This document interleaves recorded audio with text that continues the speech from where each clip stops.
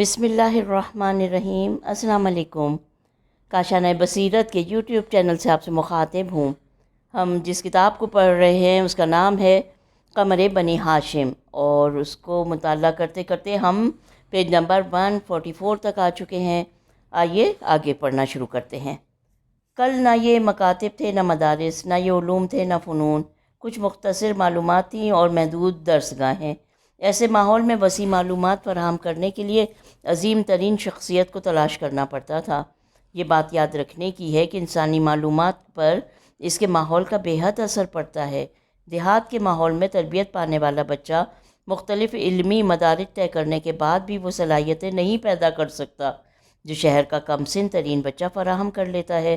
دیہات کا بچہ بجلی کا بٹن نہیں جانتا، ریڈیو کی سوئی نہیں پہچانتا، ریل کے سفر کے طریقوں سے باخبر نہیں ہوتا، ہوائی جہاز کے حیت و کیفیت سے آگاہ نہیں ہوتا، لیکن شہر اور شہر میں بھی متمول گھرانے کا بچہ ان تمام باتوں کو انتہائی کم سنی کے زمانے سے جانتا ہے۔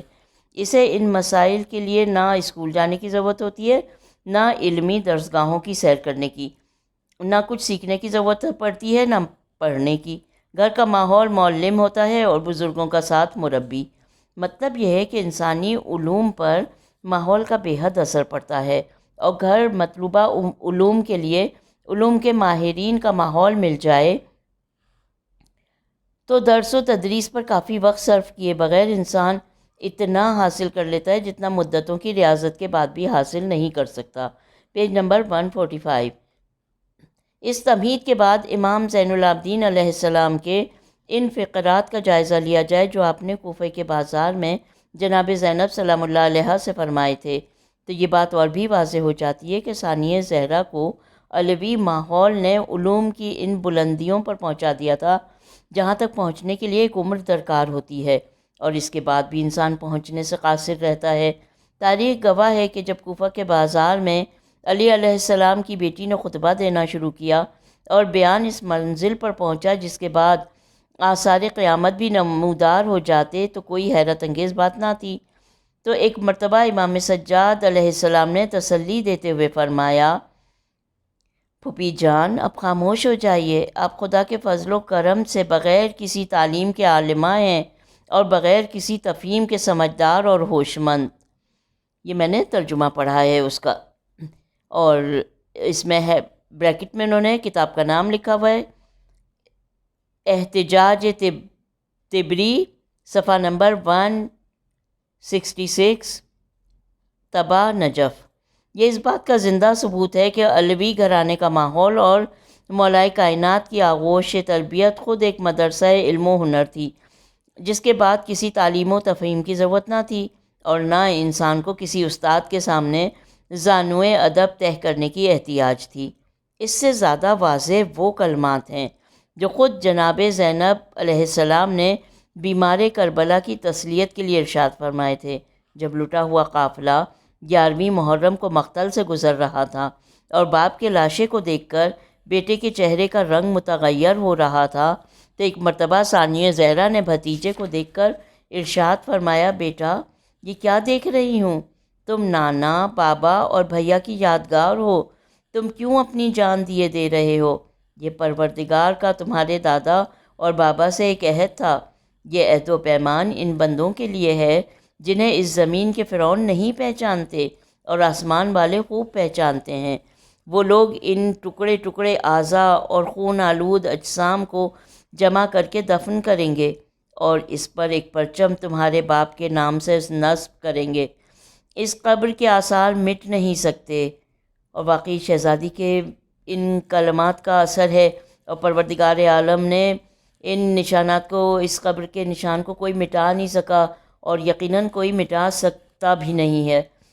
تا قیامت یہ قبر اپنے اسی جاہ و حشم کے ساتھ انشاءاللہ برقرار رہے گی۔ شہزادی آگے فرماتی ہیں پیج نمبر 146، اس کے نشانات محو نہیں ہو سکتے، زمانہ کسی قدر گزر جائے یہ آثار زندہ رہیں گے۔ کفر کے رہنما اور گمراہی کے پیرو اس کے مٹانے کی کوشش کریں گے، لیکن ہر کوشش کے بعد بلندی اور بڑھتی جائے گی، اور واقعی آج کی دنیا میں ہم کو نظر آ رہا ہے کہ کس انداز میں مٹانے کی کوشش کی جا رہی ہے اور کس طرح یہ ذکر اور یہ تذکرہ اور عظمت اس روضے کی، اس مزار کی بڑھتی چلی جا رہی ہے کہ پوری کائنات کھنچ کے اس طرف آ رہی ہے۔ ان کلمات سے صاف واضح ہوتا ہے کہ ثانیہ زہرا کو ان الہی معاہدوں کا بھی علم تھا جن کا تعلق صرف صاحبان منصب سے ہوتا ہے اور جن کے مخاطب اللہ کے مخصوص بندے ہی ہوا کرتے ہیں۔ Page number 147۔ اس کے علاوہ جناب زینب علیہ السلام نے یہ فقرات جناب امام زین العابدین علیہ السلام سے فرمائے، جو خود الہی منصب دار تھے اور ان تمام حقائق سے باخبر تھے جن سے ایک صاحب منصب باخبر ہوتا ہے۔ ایسی بلند و بالا شخصیت سے اس انداز سے گفتگو کرنا اور شدت مصائب میں اسے تسکین دینا کسی معمولی عزم و ہمت اور عام علم و فضل کی خاتون کا کام نہیں ہے۔ بازار کوفہ و شام میں جناب زینب علیہ السلام کے خطبات کا مطالعہ کیا جائے تو معلوم ہوگا کہ آپ علم و فضل کی کن بلندیوں پر فائز تھیں اور آپ کے کمالات و کرامات کا کیا عالم تھا۔ کھلی بھی بات ہے کہ جب پردہ نشین خاتون ہونے کے بعد جناب زینب علیہ السلام کے علم و عرفان کا یہ عالم تھا تو بزم امامت میں رہنے والے عباس علیہ السلام کے علم کا کیا عالم ہوگا۔ عباس علیہ السلام صرف علوی ماحول کے پروردہ نہیں تھے بلکہ آپ کے علوم و کمالات کو امام حسن علیہ السلام اور امام حسین علیہ السلام کی تربیت بھی حاصل ہوئی تھی۔ اہل نظر تصور کر سکتے ہیں کہ ظرف صالح پر 3 معصومین کی تربیت و پرادخت کا کیا نقوش چھوڑے ہوں گے۔ ایک اہم مقصد کے لیے وجود، اس پر حضرت علی علیہ السلام کی تربیت اور پھر امام حسن علیہ السلام اور امام حسین علیہ السلام کی پرداخت ایک انسان کو علوم و فنون کی کن بلندیوں تک پہنچا سکتی ہے، اس کا صحیح تصور بھی ممکن ہو تو عباس علیہ السلام کی علمی جلالت کا اندازہ کیا جا سکتا ہے۔ بعض روایات سے تو یہ بھی معلوم ہوتا ہے کہ امام حسین علیہ السلام جناب عباس علیہ السلام کو اسی طرح زبان چساتے تھے جس طرح رسول اکرم صلی اللہ علیہ وسلم اللہم صلی علی محمد وعلی محمد، رسول اکرم نے خود امام حسین کو زبان چسائی تھی۔ شرح زیارت ناہیہ۔ امام حسین علیہ السلام ابتدائی خلقت سے امام معصوم تھے، ان کی شخصیت پر کسی تبصرے کا امکان نہیں، لیکن اس سے قطع نظر کرنے کے بعد بھی امامت کی زبان کا اثر کوئی معمولی نہیں ہوتا۔ Page number 148 page number 148۔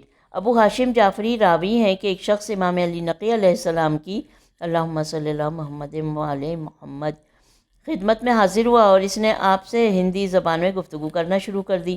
حضرت اسی زبان میں جواب دیتے رہے۔ میں نے قدر حیرت کا اظہار کیا تو آپ نے فرمایا، ابو ہاشم ذرا زمین سے کنکری تو اٹھاؤ۔ میں نے کنکری اٹھا کر حضرت کے دست اقدس پر رکھ دی۔ آپ نے اسے منہ میں رکھا اور پھر نکال کر دے دیا۔ ابو ہاشم ذرا اس کنکری کو اپنے منہ میں رکھ لو۔ میں نے اسے اپنے منہ میں رکھ لیا۔ زبان پر کنکری کا رکھنا تھا کہ میں 73 زبانوں کا ماہر ہو گیا، جن میں سے ایک ہندی زبان بھی تھی۔ ظاہر ہے کہ امامت کا لعاب دہن کنکری سے مس ہو کر اس میں یہ اثر پیدا کر سکتا ہے کہ انسان 73 زبانوں کا ماہر ہو جائے تو جس نے براہ راست امامت کا لعاب دہن چوسا اس کے علوم و کمالات کا کیا عالم ہوگا۔ ان حقائق کا اندازہ کرنا بھی غیر معمولی علم و استعداد کا طالب ہے اور یہ ہر انسان کے بس کی بات نہیں ہے۔ مسئلے کی اس تحلیل کے بعد اس مشہور واقعے کی تصدیق میں کوئی تعمل نہیں رہ جاتا کہ ایک عالم دین نے اپنے درس کے دوران یہ فقرہ کہہ دیا کہ عباس علیہ السلام کی شجاعت و ہمت میں کوئی شبہ نہیں، لیکن ان کی فقیہ کوئی شخصیت نہیں تھی۔ تو دن گزرنے کے بعد جب رات آئی اور بستر پر لیٹے تو عالم رویا میں دیکھا کہ جناب عباس علیہ السلام تشریف لائے ہیں اور ایک مسئلہ دریافت فرما رہے ہیں۔ یہ پریشان ہو گئے، مسئلے کا حل بھی معلوم نہیں تھا۔ گھبرا کر عرض کی کہ فرزند امیر المومنین علیہ السلام، یہ مسئلہ بہت مشکل ہے۔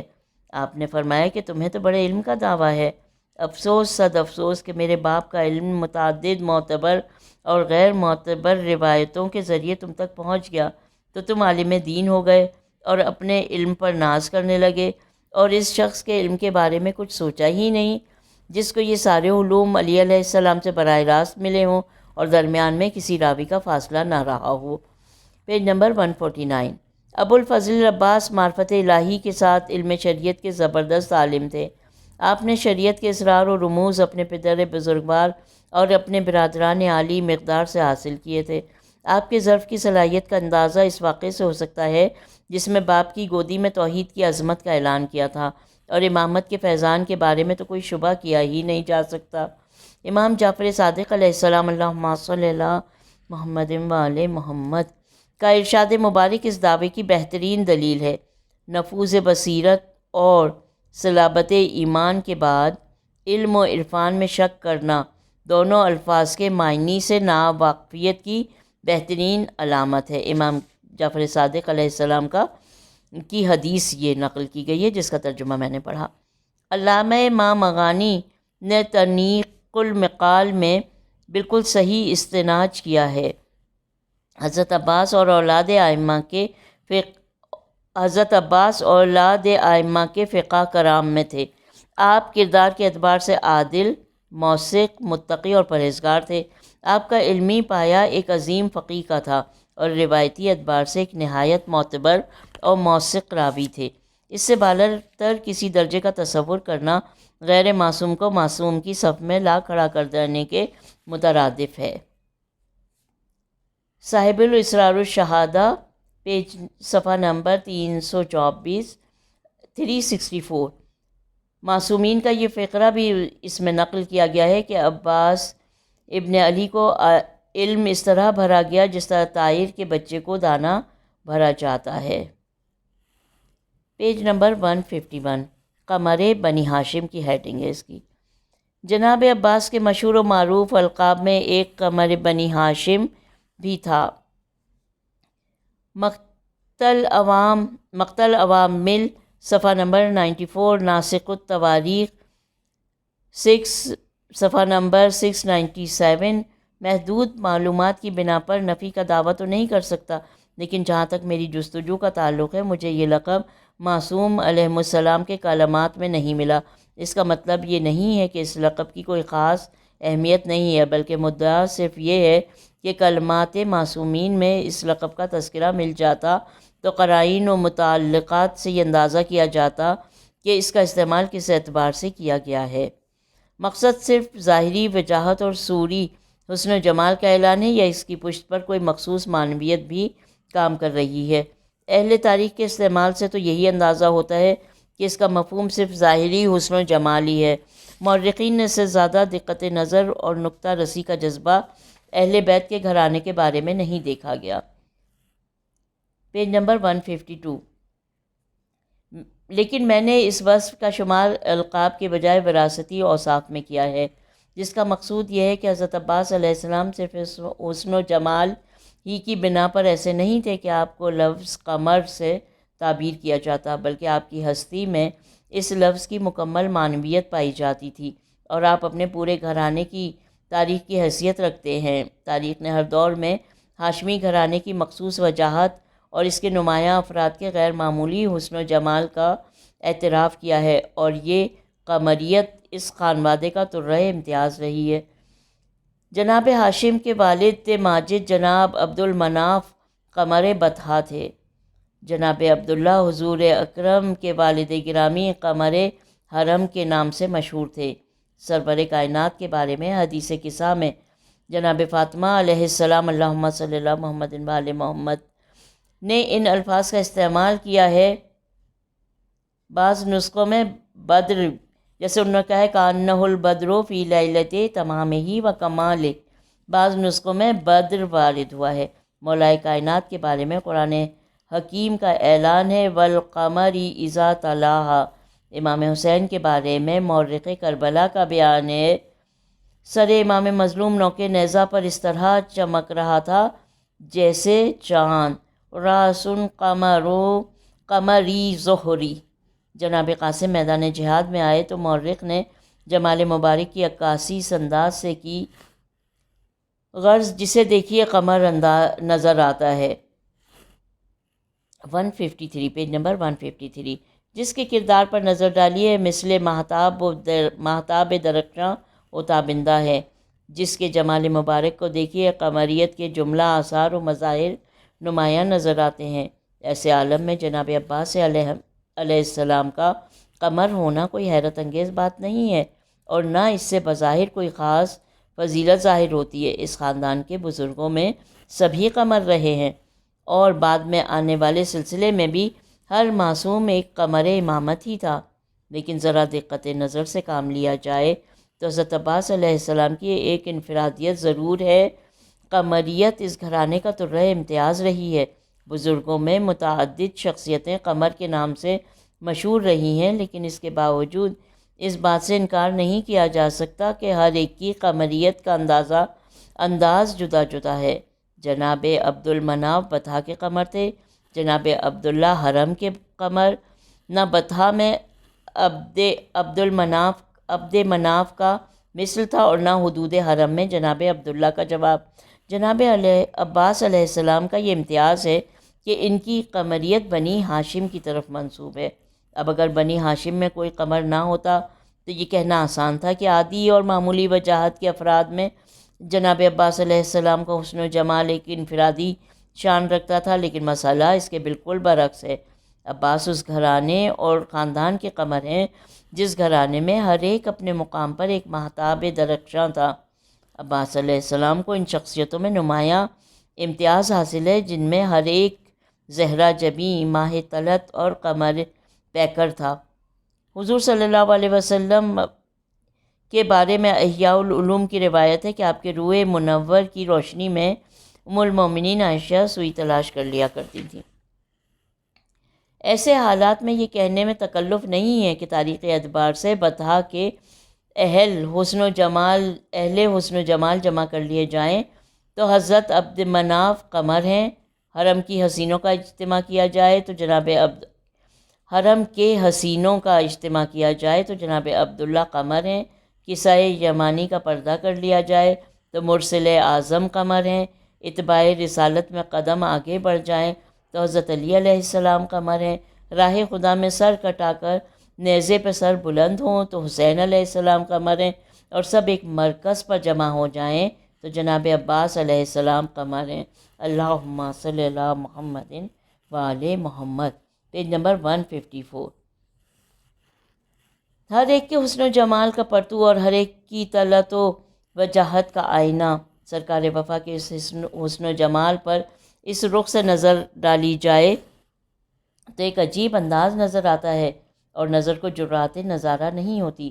خدا جانے یہ ام البنین کا لال کتنا حسین و جمیل تھا، یہ علی علیہ السلام کا نور نظر کس قدر وجیح و شکیل تھا کہ تاریخ نے آسمان حسن بنی ہاشم پر ایک ہی مہتاب درخشاں دیکھا اور روز اول قمر بنی ہاشم کہہ دیا تو عباس علیہ السلام صورت و سیرت میں قمر بنی ہاشم ہی ثابت ہوئے۔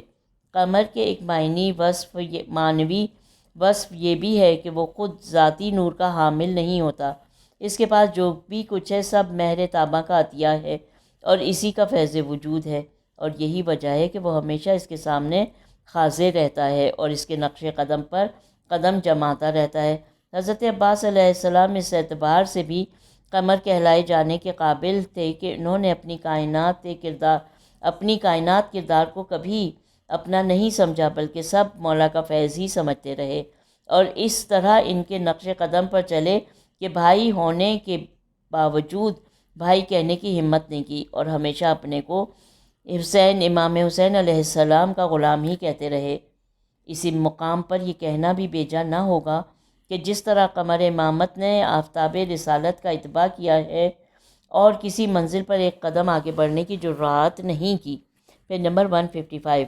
قدرت نے بھی اسی فطری اتباع کی لاج رکھی ہے اور طلوع قمر کی تاریخ کو طلوع مہر امامت سے ملا دیا ہے۔ سن 4 ہجری میں 30 شعبان کو قمر امامت امام حسین علیہ السلام کی شکل میں طلوع ہوا، اور 62 میں 4 شعبان کو مہتاب وفا مطلع ارمان پذیر جلوہ گر ہوا۔ شعبان میں حیدر نے 2 لال عجب پائے۔ Page number 156۔ اس کی ہیڈنگ ہے عصمت۔ عربی زبان کے اعتبار سے عصمت تحفظ کے معنی میں ہے، اور معصوم اس شخص کو کہا جا سکتا ہے جو محارم الہیہ سے اجتناب کرنے والا ہو اور اپنے کردار کو پاک و پاکیزہ رکھتا ہو۔ اصطلاحی اعتبار سے عصمت کے مفہوم میں علماء اسلام کے درمیان بے حد اختلاف پایا جاتا ہے، اور اس اختلاف کا سبب یہ ہے کہ عصمت کے کمال کو وہی حضرات سمجھ سکتے ہیں جو خود درجہ عصمت پر فائز ہوں۔ علماء اسلام میں کوئی بھی اس درجے پر فائز نہیں تھا کہ اسے معصوم کے نفس کی کیفیت، اس کے جذبات کی طہارت اور اس کے کردار کی بلندی کا علم ہو سکے۔ حالات و کیفیات یا عقائد و نظریات کی روشنی میں اس کمال نفس کی مختلف تعبیریں اور تفسیریں کی گئی ہیں۔ کبھی معصوم کے کردار کی بلندی سامنے آئی ہے تو یہ خیال پیدا ہوا ہے کہ اگر عصمت کو غیر اختیاری تسلیم کیا جائے تو معصوم کا کمال ہی کیا رہ جائے گا اور اس کی خوبی ہی کیا ہوگی، اور کبھی اختیاری عصمت کے بارے میں یہ خیال پیدا ہوا ہے کہ اسے جد و جہد و محنت و مشقت کا نتیجہ ہونا چاہیے۔ Page number 157۔ ابتدائے فطرت کے حاصل ہونے والے کمال کو اختیاری کہنے کا کیا مطلب ہے؟ بالآخر یہ نظریہ قائم کیا گیا کہ عصمت ایک نفسانی ملکہ ہے جس کی بنا پر معصوم اختیارات حاصل ہونے کے باوجود خطاؤں کی طرف قدم آگے نہیں بڑھاتا۔ حقیقت امر یہ ہے کہ عصمت کی تفسیر کا مسئلہ نہایت درجہ پیچیدہ اور دشوار گزار ہے۔ اس میں ایک طرف کمال اختیار کا ذکر آتا ہے تو دوسری طرف آغاز جبلت سے ہر قسم کے تحفظ کا۔ یہی دشواری تھی جس کے پیش نظر علماء اسلام نے اس کی تفسیر میں صراحت کے بجائے اشارات سے کام لیا اور یہ کہہ کر خاموش ہو گئے کہ عصمت ایک لطف خفی ہے جسے پروردگار عالم اپنے مخصوص بندوں کے شامل حال کر دیا کرتا ہے، اور اس کے بعد وہ ہر قسم کی خطا و معصیت سے محفوظ ہو جاتے ہیں۔ سوال یہ پیدا ہوتا ہے کہ یہ لطف کیا ہے اور پروردگار اسے اپنے مخصوص بندوں کو کیوں عطا کرتا ہے؟ عطا میں ان بندوں کا کیا کمال ہے اور ان کے حسن کردار کی تعریف کی جائے۔ عطا میں ان بندوں کے حسن کا کیا کمال ہے کہ ان کے حسن کردار کی تعریف کی جائے؟ یہ سوالات اس وقت تک لاجواب رہیں گے جب تک عصمت کا صحیح مفہوم سامنے نہ آ جائے اور معصوم کے کردار کی کوئی حقیقت نہ معلوم ہو جائے، اور یہ بات ایک غیر معصوم کے لیے تقریباً ناممکن ہے۔ مناسب یہی ہے کہ ان مباحث میں الجھنے کی بجائے عصمت کے آثار و مظاہر پر نظر کی جائے اور معصوم کے اعمال و کردار کی نوعیت کا اندازہ کیا جائے۔ عصمت کے بارے میں ایک اختلاف یہ بھی ہے کہ اس کا تعلق صرف اختیاری اعمال سے ہوتا ہے یا اس کا دائرہ کسی قدر وسیع ہے۔ علماء اسلام کے نزدیک عصمت صرف اختیارات سے تعلق رکھتی ہے۔ Page number 158۔ خطائے نسیاں عصمت کی حدود سے باہر ہے، اس لیے وہ حضرات مرسل اعظم کو معصوم مانتے ہوئے بھی آپ کی زندگی میں سہو و نسیان کے قائل ہیں، لیکن ان کی نظر میں سہو و نسیان کی خطائیں خطا کار شمار نہیں کی جاتی، نہ ایسے آدمی کو گنہگار کہا جا سکتا ہے۔ یہ بات کسی حد تک صحیح بھی ہے، لیکن مسئلہ نسیان سہو و نسیان کے اعمال کو خطا و گناہ کہے جانے یا شمار کرنے کا نہیں ہے۔ مسئلہ یہ ہے کہ معصوم سے خطا و نسیان کا امکان بھی ہے یا نہیں، اور ضرورت عصمت کے دلائل نسیان کو اپنے دامن میں سمیٹ لیتے ہیں یا نہیں۔ صاحب عماد الاسلام علامہ سید دلدار علی مرحوم غفر عاماب نے عصمت کے موضوع پر بڑی تفصیلی بحث کی ہے اور یہ واضح کیا ہے کہ عصمت ہر قسم کی غلطی سے منزہ و مبرہ ہونے کا نام ہے۔ اس مقام پر اس بحث کی گنجائش نہیں ہے کہ ان کے دلائل کا تقاضا کیا ہے اور اس عظیم عصمت کے اثبات کے دلائل کیا ہوں گے۔ یہاں صرف یہ واضح کرنا ہے کہ عصمت کی تعبیر ایک لطف خاص کے علاوہ اور کچھ نہیں کی جا سکتی، اور لطف خاص میں سوائے رحمت الہی کسی اور کا بات کا دخل نہیں ہوتا۔ وہ جسے چاہتا ہے یہ کمال عطا کر دیتا ہے، اور جب عطا کر دیتا ہے تو اس میں یہ شان پیدا ہو جاتی ہے کہ سارے اختیارات رکھتے ہوئے بھی گناہوں کی طرف قدم نہیں اٹھاتا۔ یہ کہنا غلط ہے کہ اس طرح معصوم کا عمل قابل تعریف نہیں ہوگا، اور یہ کہنے کی گنجائش باقی رہے گی کہ پروردگار نے یہ کمال ہمیں بھی عطا کر دیا تو ہمارا کردار بھی اتنا ہی پاکیزہ ہوتا۔ اس لیے کہ یہ بات اپنے مقام پر صحیح ضرور ہے، لیکن جہاں تک تعریف کا تعلق ہے اس کے لیے یہی کیا کم ہے کہ پروردگار نے انہیں اس لطف کے لائق سمجھا اور ہمیں نہیں سمجھا، اور اس کمال کے سزاوار تھے اور ہم نہیں ہیں۔ Page number 159۔ اب یہ تفریق کیوں قائم کی گئی اور پروردگار نے یہ امتیاز کیوں رکھا؟ یہ ایک الگ سوال ہے جس کا مختصر جواب یہ ہو سکتا ہے کہ مالک کائنات نے تمام بندوں کو ایک ہی مقصد کے لیے پیدا نہیں کیا۔ حکیم علی الاطلاق کا فعل حکمت سے خالی نہیں ہوتا۔ حکمت کا تقاضا یہ تھا کہ جس شخص کو جس مقصد کے لیے پیدا کیا ہے اس کی شخصیت کو مقصد کے تمام لوازم و ضروریات سے آراستہ کر کے پیدا کیا جائے۔ اس کے بغیر مقصد پر وارد ہونے والے نقائص کی ذمہ داری خالق عالم کے علاوہ کسی اور ہستی پر نہ ہوگی۔ اور جب یہ بات مسلم ہے کہ تخلیق کو مقصد کے مطابق ہونا چاہیے تو معصوم اور غیر معصوم کی تفریق میں کوئی اشکال نہیں رہ جاتا۔ دنیائے انسانیت کے افراد دو قسم کے ہیں۔ بعض افراد وہ ہیں جنہیں ہدایت حاصل کرنے کے لیے پیدا کیا گیا ہے، اور بعض افراد وہ ہیں جنہیں ہدایت یافتہ بنا کر ہدایت خلق کے لیے ہی مبعوث کیا گیا ہے۔ الرحمن علم القرآن خلق الانسان، اس رحمان نے قرآن کی تعلیم دی اور انسان کو پیدا کیا۔ یہ اس بات کا ثبوت ہے کہ بعض افراد انسانی کو تعلیم قرآن کے بعد عالم مادیات میں خلق کیا گیا ہے۔ جناب آدم علیہ السلام کے بارے میں خلقت بشری سے پہلے ہی منصب خلافت کا اعلان ہو گیا تھا، اور یہ اس بات کا ثبوت تھا کہ آنے والے بشر خلافت و نیابت کے جملہ لوازم لے کر آئے گا۔ آنے والا بشر خلافت و نیابت کے جملہ لوازم لے کر آئے گا، اور اس کی تخلیق کا اہتمام دیگر افراد بشریت سے الگ کیا جائے گا۔ اب اگر روز اول تخلیق آدم میں یہ تفریق ممکن ہے کہ آدم علیہ السلام کو منصب دار بنانے کے بعد بشر بنایا جائے اور باقی افراد نوح کو بشر بنانے کے بعد کسی لائق قرار دیا جائے، تو معصومین کے بارے میں بھی یہ امکان ہے کہ ان کی تخلیق میں ایک مخصوص اہتمام برتا جائے اور غیر معصومین کی محفل میں انہیں ابتدائی خلقت ہی سے معصوم بنا کر بھیجا جائے۔ Page number 160۔ دیگر افراد کا وجود ہدایت حاصل کرنے کے لیے ہے اور معصومین کا وجود ہدایت دینے کے لیے ہے۔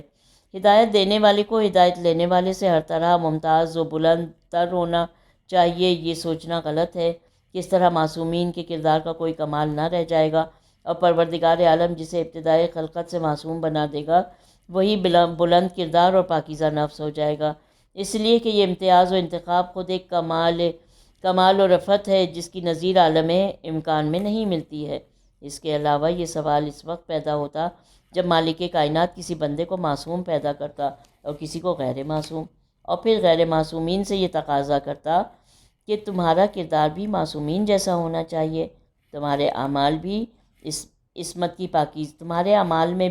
عصمت کی پاکیزگی ہونی چاہیے، تمہارے افکار پر بھی عصمت کی چھاپ ہونی چاہیے، اور تمہاری زندگی میں بھی سہو و نسیان کا گزر نہ ہونا چاہیے۔ لیکن ایسا ہرگز نہیں ہے۔ مالک نے جسے جن صلاحیتوں کے ساتھ پیدا کیا ہے اس کی ویسی ہی ذمہ داریاں رکھی ہیں اور ویسا ہی محاسبہ رکھا ہے۔